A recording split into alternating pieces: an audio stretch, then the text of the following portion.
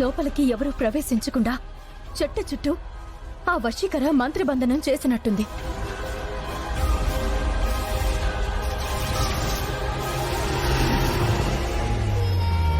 అవునవుని, నువ్వు చెప్పిందే నిజం అయి ఉంటుంది.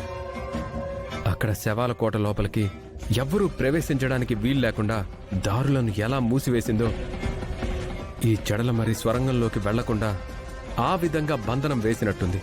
మనం దీక్షలో ఉన్నాం, మరోసారి ప్రయత్నించేద్దాం.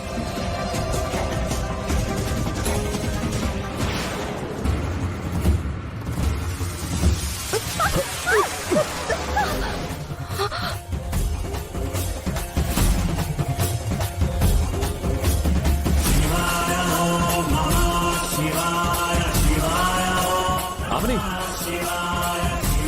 శివలింగం ఉంది.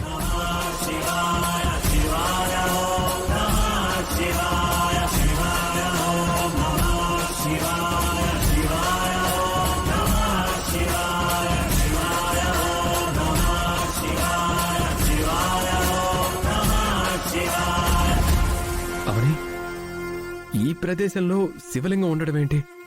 ముక్కంటి వాడు లేని చోటు ఎక్కడుంటుంది? ఇప్పుడు మనం ఏం చేయాలో నాకు బోధపడింది. నేను దీక్ష తీసుకున్నప్పుడు పూజారి గారు ఏం చెప్పారంటే, అమ్మవారి దీక్షతో పాటు శివపార్వతుల దీక్ష కూడా తీసుకో.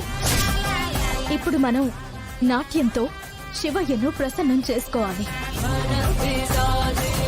తర్వాత మనం పార్వతీ పరమేశ్వరుల కటాక్షంతో లోపలికి ప్రవేశించగలుగుతామేమో.